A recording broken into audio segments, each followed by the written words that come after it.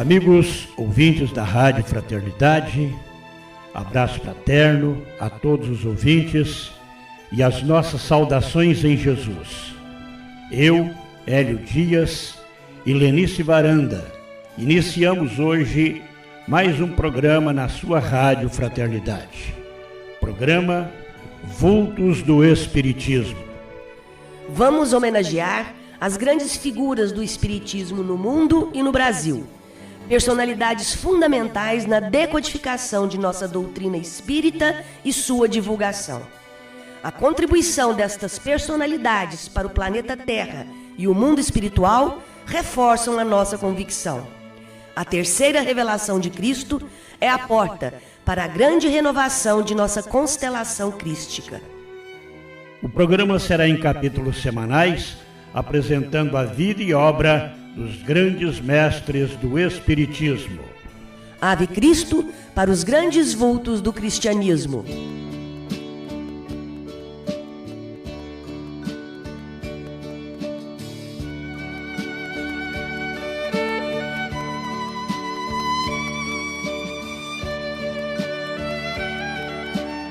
Biografia de Jerônimo Mendonça Ribeiro, uma série da vida e obra de Jerônimo Mendonça em capítulos semanais. Nós temos a nossa raiz no chão lodoso do nosso passado. Nós somos uma somatória de experiências, trazendo muitos erros do passado. Capítulo 4. Outras vidas do gigante deitado. Hoje ouviremos revelações bombásticas e inéditas da vida presente e de outras vidas de Jerônimo Mendonça, nosso gigante deitado. Hélio Dias, em Ituiutaba, Minas Gerais, berço de nosso vulto do Espiritismo, colheu o depoimento valioso de Maria Gertrudes, companheira de longas datas de Jerônimo e trabalhadora incansável do nosso Mestre Jesus.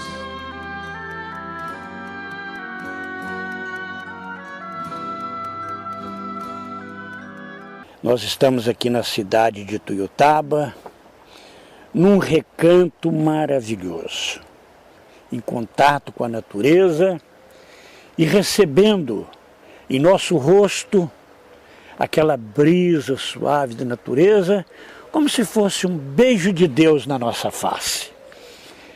Estamos aqui na Fundação Espírita Jerônimo Mendonça Ribeiro, ao lado de sua diretora, idealizadora e fundadora, Maria Gertrudes Coelho.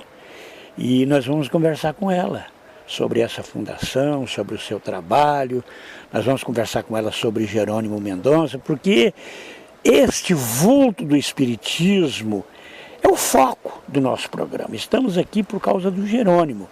E ninguém melhor do que a Maria Gertrudes para falar sobre Jerônimo Mendonça Ribeiro devido à longa convivência que ela teve com ele. Inclusive eu tenho em mãos um livro que fala justamente da vida e obra de Jerônimo Mendonça, escrito pela Maria Gertrudes. Qual foi o propósito de oferecer ao público leitor esta obra sobre Jerônimo Mendonça Ribeiro?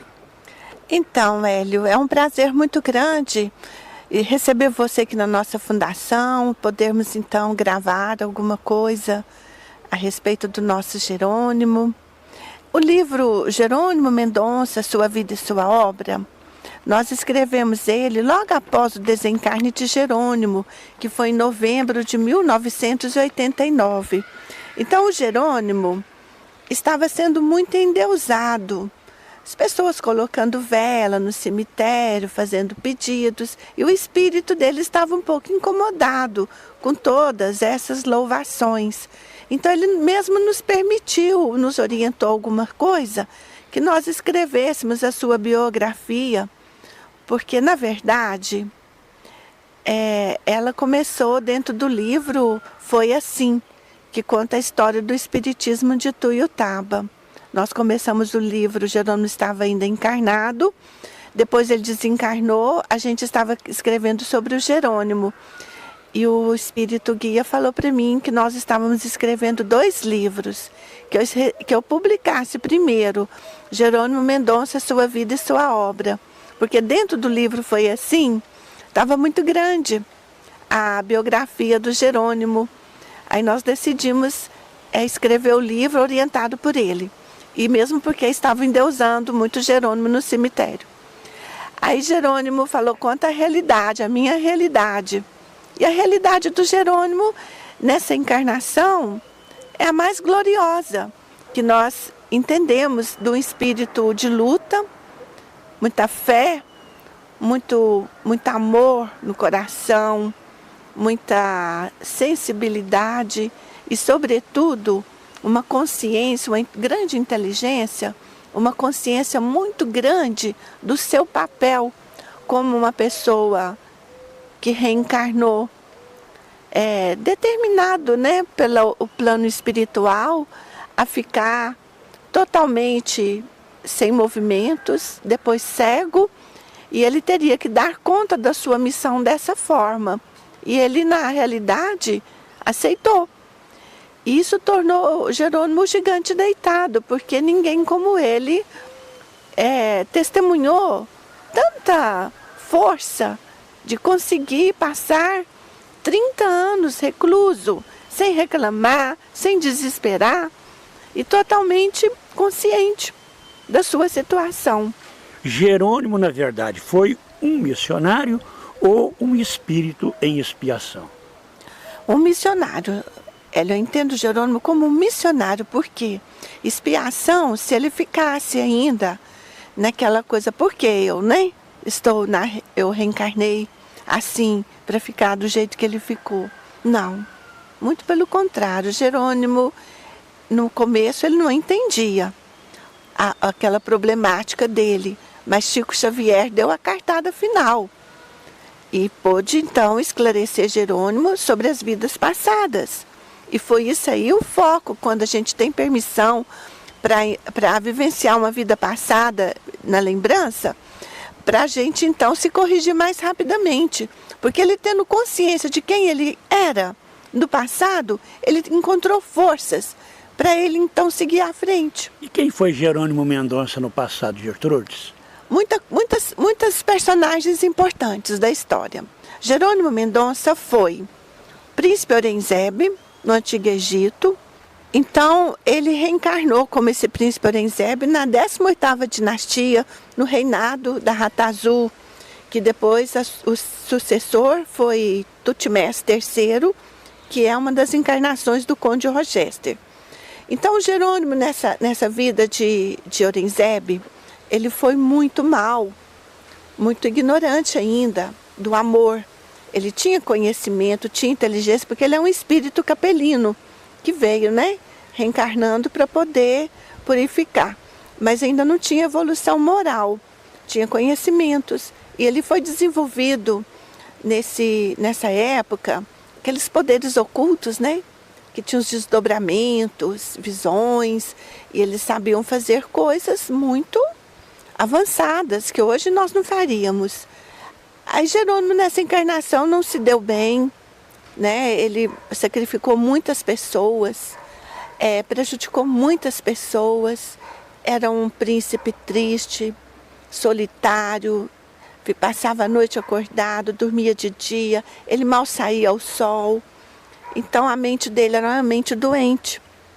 E depois ele reencarna, na próxima encarnação, depois de Aurangzeb, ele reencarna como Cambises, também liderança, né, como rei. Ele substitui o pai, que é o Ciro, o grande rei persa.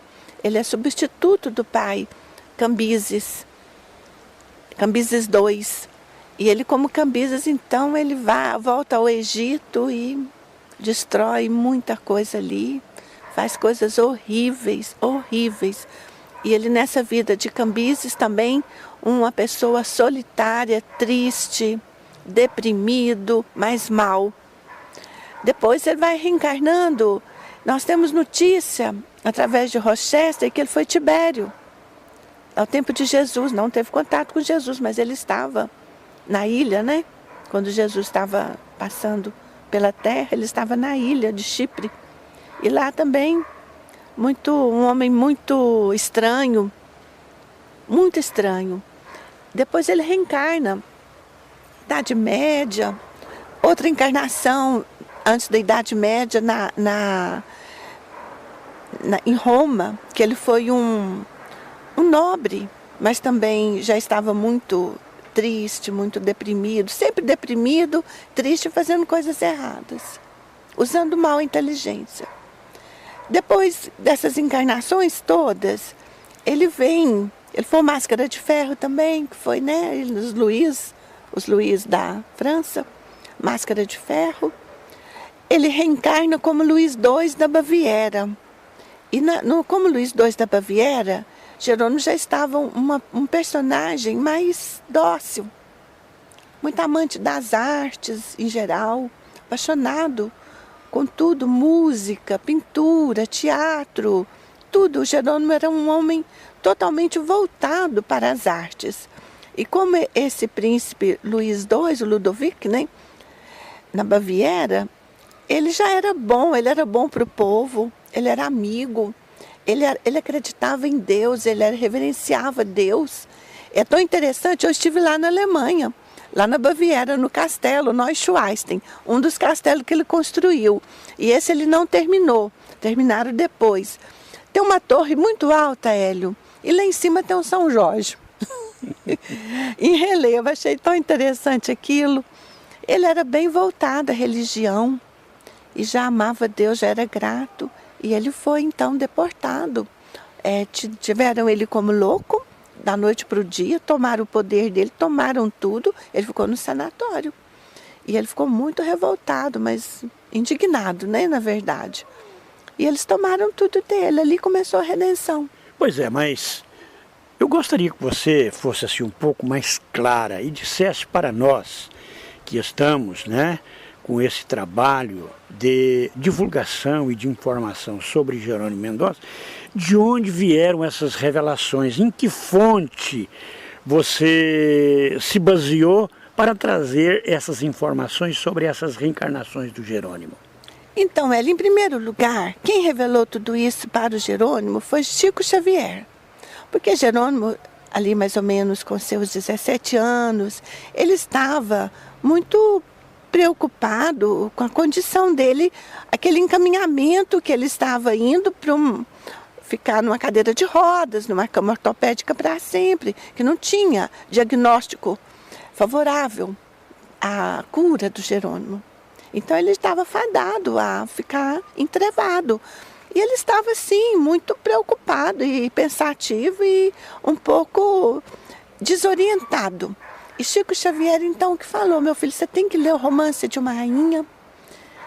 E falou que ele era aquele personagem que ele estava lá. E ele entendeu depois. Ele nem precisou ler não, porque ele já sabia no íntimo da alma dele. E Jerônimo sabia disso. O restante das encarnações, no próprio Romance de uma Rainha, já dá a diretriz, até Luís II da Baviera. Depois Rochester me fala que ele foi o Tibério. Eu tive várias confirmações que ele foi o Tibério. Depois o Solano, que é esse nobre, está no meu livro Algemas Douradas, que é editado pela Lira Editora, do nosso irmão Públio Carísio. Lá conta a história de Jerônimo também, dessa encarnação, como Solano. Nessa trajetória dele através do tempo, ocupando várias vestimentas carnais, ele não teve nenhuma encarnação assim na condição de mendigo, de escravo, de plebeu? Nessa do Solano, ele era apenas um nobre lá, não era assim uma pessoa que tinha valor, mas ele era uma pessoa que tinha uma paixão. E por essa paixão ele não conseguiu sobreviver, suicídio, né? Desesperou, porque ele sempre foi um amante. Jerônimo sempre foi um amante. Ele sempre foi apaixonado, né? Ele não era uma pessoa que ficava assim. O sentimento dele, ele tinha que amar alguém. Tem uma musa inspiradora, na verdade. Eu acho que é uma musa inspiradora que cai bem. Porque ele teve muitas musas inspiradoras. E a gente sabe que cada poesia dele, cada romance dele tinha uma musa por detrás daquela ilusão que dava suporte moral para ele escrever. E nessa encarnação dele como Jerônimo Mendonça Ribeiro, qual foi a musa inspiradora dele? Qual foi o amor da vida dele, afinal de contas? Hélio, foram várias, porque ele apaixonava intensamente. Ele apaixonou intensamente pela Leone, né, na juventude. A Leone, que casou com o Antônio, o doutor Antônio. Essa menina foi embora de Tuiutaba, era uma menina espírita, atuante, andava com Jerônimo para baixo e para cima, apaixonou por ela. Depois ele apaixonou por outras mulheres. A Eulália, que faleceu recentemente, ele apaixonou por ela, me lembro de uma paixão violenta. E quando elas se casavam, ele quase ia à loucura, ele quase desencarnava. Ele apaixonou pela Vitória, né? Que onde surgiu também o pouso do amanhecer, perguntou o que ela queria, ela falou que era uma creche. Aí ele fez a creche. A Márcia, como na época assumiu a direção, ela era uma garota nova, demais ainda, imatura para um trabalho tão grande, né? A Márcia assumiu junto com ele a construção, mas a Vitória que foi o empurrão. Puxa vida, são revelações bombásticas que eu não conhecia, apesar de ter convivido muito tempo com o Jerônimo, inclusive na época ele andava. Mas eu não sabia desses amores dele. Amores, grandes amores. Nós dois conversávamos muito a respeito disso. A Eulália, por exemplo, rendeu o Centro Espírita Manuel, né? O São Manuel lá do Córrego da Canoa, que hoje está fechado, mas rendeu aquele centro. Então ele encontrava inspiração para fazer as coisas. Eu entendo a alma do Jerônimo, sabe, Hélio? A gente tem muita semelhança, eu entendo aquela alma, porque é muito querido, é muito importante para nós o Jerônimo. Igual a Márcia fala, depois que a gente conheceu o Jerônimo, a gente nunca mais teve sossego. Você vê, é 24 horas e nos trabalhos de Jerônimo, né? Construir uma obra dessa aqui, por causa dele também, e por causa dos pintores e por causa do Jerônimo, ele aqui já tinha posto uma baliza, que é um pequeno terreno que ele tinha deixado, né? Já montamos uma baliza. É uma motivação do próprio Jerônimo? Naturalmente. Conta para nós essa história. Você disse que já tinha um terreno. Então, o Jerônimo, em vida, ele tinha ganhado do Dr. Petrônio uma chácara pequena de 2.250 metros. É um terreno grande, né? Na beirada do córrego aqui, mais ou menos aquelas imediações. E o Jerônimo construiu uma casinha e mantinha nesse local uns porcos, galinhas, que ajudavam a abastecer o pouso do amanhecer. Depois que o Jerônimo desencarnou, ele ficou meio desativado. Ficou morando um senhor aqui que tinha intenção de apossar do terreno. E, na época, os trabalhos, quando o líder vai embora, fica meio difícil para quem continua. Até que equilibra é um pouquinho difícil. E os trabalhos da creche absorvendo muito as nossas companheiras, Dona Terezinha, Márcia, aqui ficou um pouquinho desdeixado, por causa de não ter tempo para tanto trabalho. Eu estava recebendo os pintores e o meu guia da pintura, o Joseph Tanner, queria uma fundação para ensinar artes para os jovens pobres. E eu falei, tudo bem, pedi um alqueire para o prefeito doou para nós, só que muito longe daqui, lá para o lado do Caique, uma região já bem longe da cidade, e eu ficava em casa pensativa, assim, como eu vou conseguir fazer essa obra? Então, no meu projeto era a Fundação Espírita Joseph Tanner. Aí, Jerônimo, eu estou em casa andando de um lado para outro, e preocupada, Hélio, e o Jerônimo vem em espírito. E fala para mim, Gertrudes, querida, e a chácara que eu deixei? Eu falei, uai, Jerônimo, vamos lá. E como eu conheci o local, a gente já fez distribuições de pães aqui com a turma. Eu cheguei aqui, estava tudo tão desorganizado. A casa em petição de miséria, sujeira demais, entulhos, para tudo quanto é lado.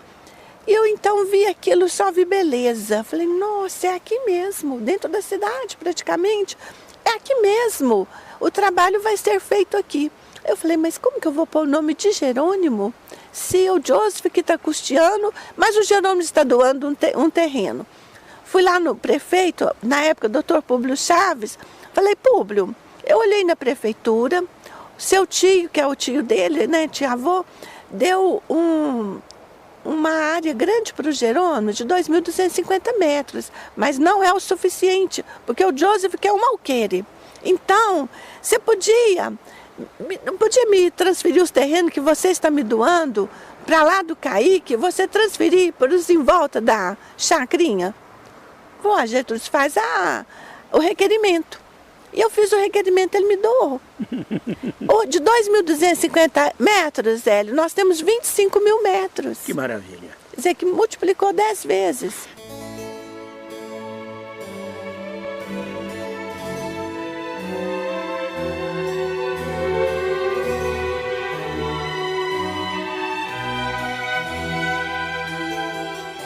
Chegamos ao final do programa Vultos do Espiritismo, com Hélio Dias e Lenice Varanda, apresentando a série Vida e Obra de Jerônimo Mendonça. Voltaremos na próxima semana com a segunda parte do capítulo 4, da Vida e Obra de Jerônimo Mendonça Ribeiro, capítulo 4, segunda parte, Outras Vidas do Gigante Deitado. Uma boa semana a todos vocês e Ave Cristo em nossos corações.